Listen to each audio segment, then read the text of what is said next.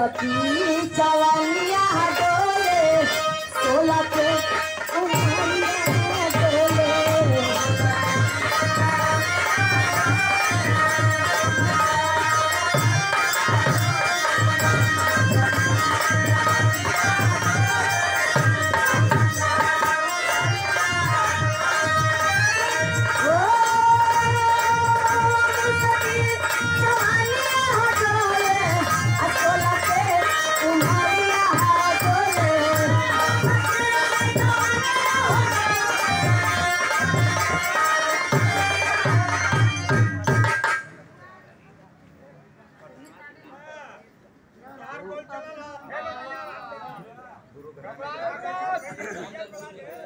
और हमारे गुरु घराना से रामलाल कवि जी के पत्तों की तरफ से सुंदर पुष्पहार 500 रुपया का पुरस्कार हमारी तरफ से चरणों में प्रणाम।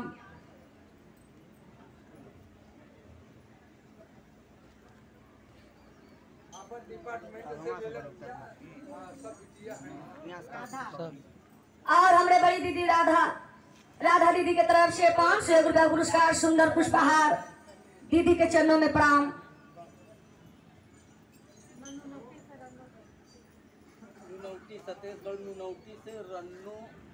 छत्तीसगढ़ नुनौटी के धरती से आप रन्नू देवी जी की तरफ से 101 रुपया पुरस्कार हमारी तरफ से चरणों में प्रणाम।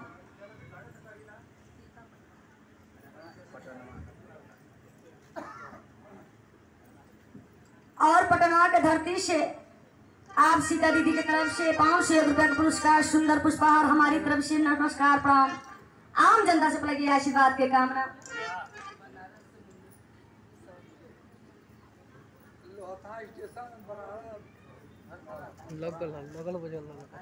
लोथा स्टेशन बनारस के धरती से आप मुन्नी दीदी की तरफ से 101 रुपया पुरस्कार सुंदर पुष्पहार हमारी तरफ से नमस्कार प्रणाम।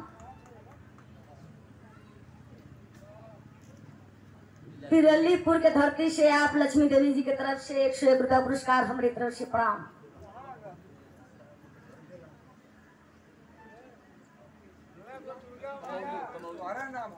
कमौली के धरती से आप पूजा जी के तरफ से 101 रुपया का पुरस्कार सुंदर पुष्पहार हमारी तरफ से प्रणाम।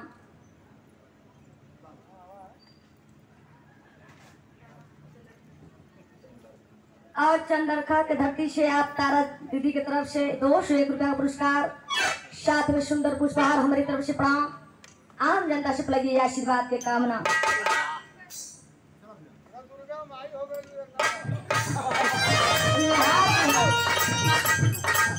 आज एकदम निहार दिला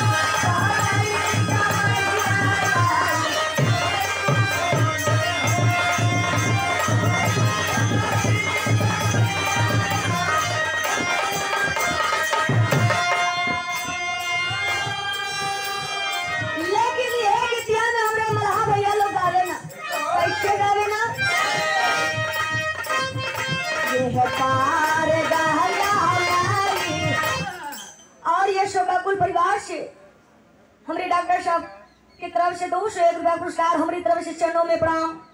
आम जनता से लगी आशीर्वाद के कामना। यह पार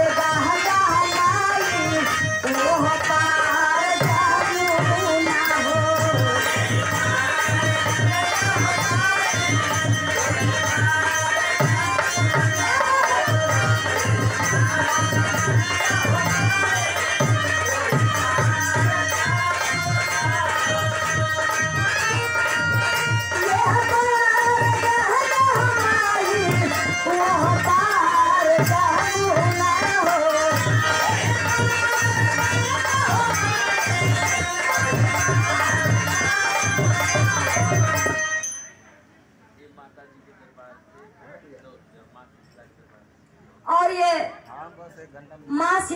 शीतला जी के दरबार से 101 रुपया का पुरस्कार हमारे तरफ से चरणों में नमस्कार प्रणाम। आम जनता से लगी आशीर्वाद के कामना।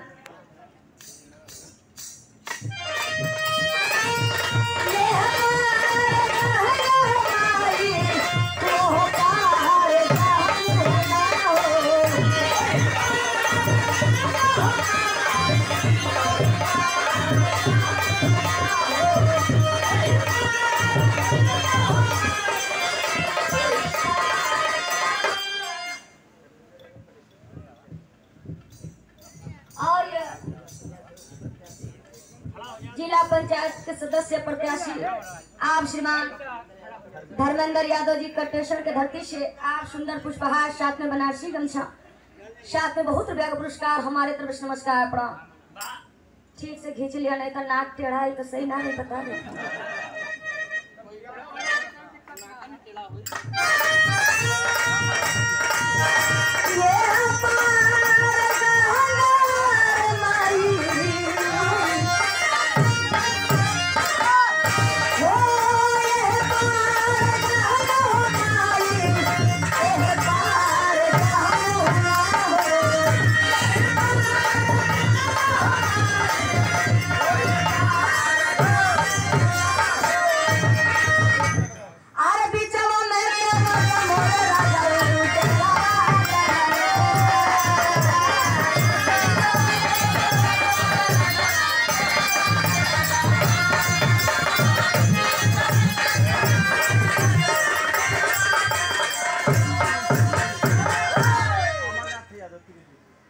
रलीपुर के धरती से आप अमरनाथ यादव जी की तरफ से 51 रुपया का पुरस्कार हमारे तरफ से प्रणाम।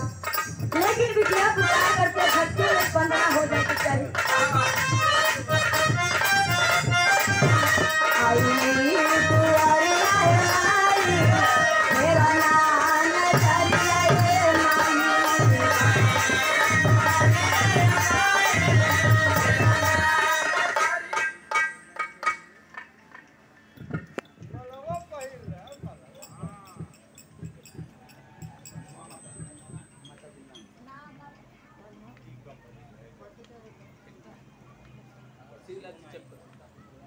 अशोका कुल परिवार से आप शिवलाल बाबू जी के धर्मपत्नी जी की ओर से फेकना चाची जी की ओर से 501 रुपया पुरस्कार, सुंदर पुष्पहार हमारी तरफ से चरणों में प्रणाम। आम जनता से लगी आशीर्वाद की कामना।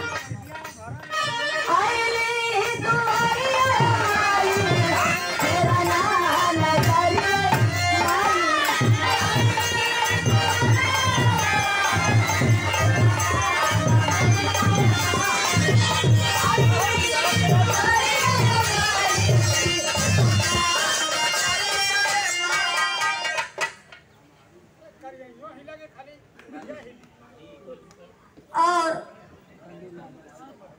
आज जगत रही मनावल जाता माता जी के पति जी आप कल्लू यादव जी के तरफ से 201 रुपया का पुरस्कार हमारी तरफ से बाबू जी के चरणों में प्रणाम।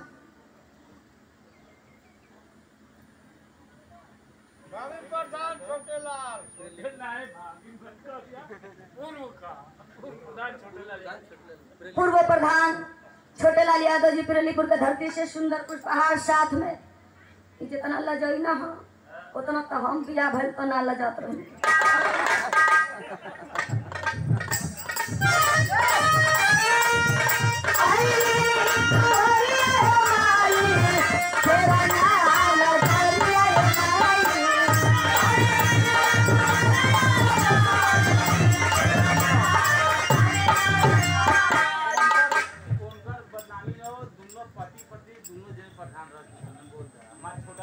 बड़ा भाई अरे बोला मत बोला मत वो हमारे बड़ भाई हैं उनसे ले जवाबा मत। और पति पत्नी दोनों जन प्रधान रह चुकल हो जा कि बोलो ना हमारे तरफ से पढ़ा। और ये हमारे बाबूलाल जी के बहुरानी जी की ओर से 101 रुपया का पुरस्कार हमारे तरफ से चरणों में पड़ा। अरे बिटिया